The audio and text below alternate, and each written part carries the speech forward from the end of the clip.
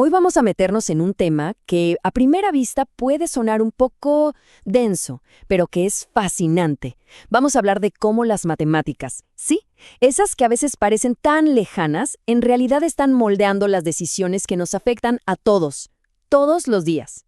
A ver, seamos sinceros, cuando pensamos en matemáticas, ¿qué se nos viene a la cabeza? Probablemente esas fórmulas y operaciones del colegio que parecían no tener nada que ver con la vida real, ¿cierto?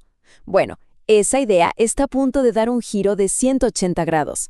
Porque resulta que esas mismas herramientas que nos parecían tan abstractas son el idioma con el que se escriben las reglas del juego, son el lenguaje que se usa para diseñar las políticas que impactan la vida de millones de personas, literalmente todos los días.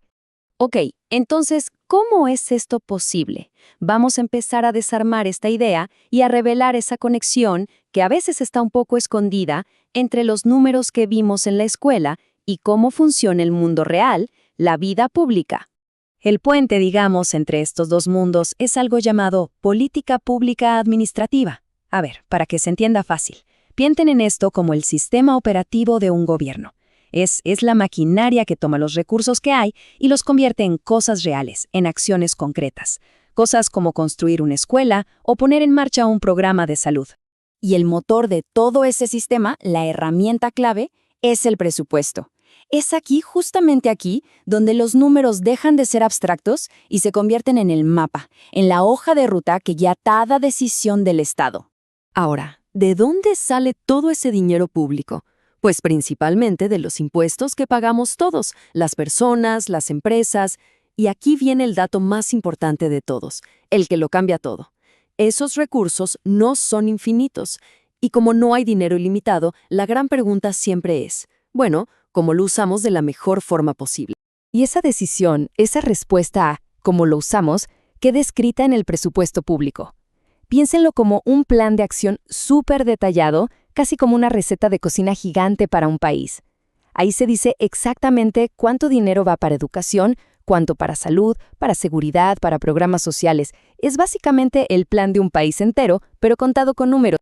Y aquí viene la parte más interesante y hasta sorprendente de todo esto. No estamos hablando de matemáticas súper complejas, nada de cálculo avanzado ni cosas raras. No. Para entender este plan, las herramientas que se necesitan son las de siempre. Sumas, restas, porcentajes. Son las operaciones que todos aprendimos en la escuela, solo que aquí se aplican a una escala gigantesca.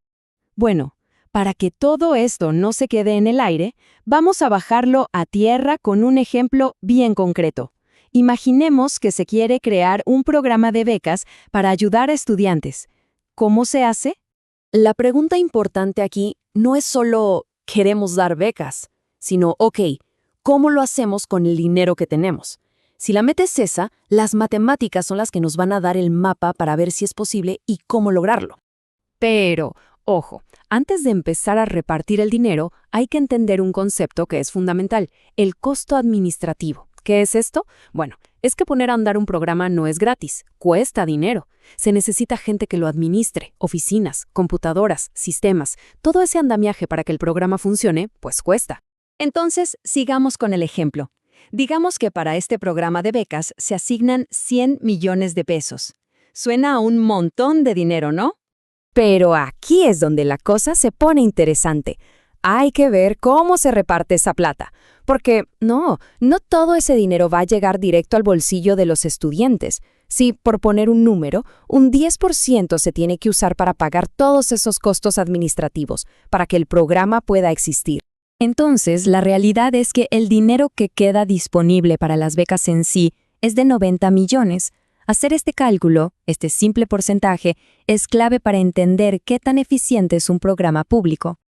Y aquí la conversación se pone todavía más profunda, porque las matemáticas nos dan el qué, nos dan los datos, nos dicen esto es lo que hay, pero no nos dicen esto es lo que hay que hacer. La decisión final no es un número.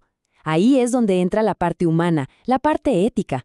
Pensemos en nuestros 90 millones. Ahora tenemos un dilema real. ¿Qué es mejor, darle una beca más pequeña a muchísimos estudiantes o dar una beca más grande, mucho más completa, pero a menos estudiantes? La matemática nos dice las opciones, pero no nos puede decir cuál es la correcta. Esa respuesta no está en los números. Aquí están los dos caminos, claritos. La opción A, una beca grande para pocos, buscando quizás un impacto muy fuerte en ese grupo reducido. Y la opción B, una beca más chiquita, pero para muchísima más gente, buscando llegar a más personas. Ninguna es matemáticamente incorrecta, pero socialmente son mundos distintos.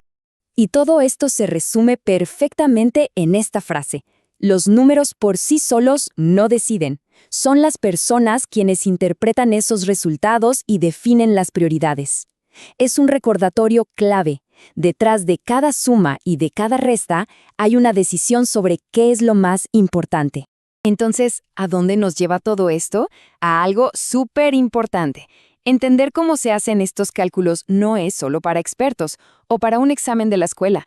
Es una herramienta ciudadana súper poderosa. Porque si uno sabe leer un presupuesto, si entiende cómo se calcula el alcance real de un programa, puede participar en la conversación pública de otra manera, con más información, con una mirada mucho más crítica. Este conocimiento nos da la capacidad de hacer las preguntas correctas.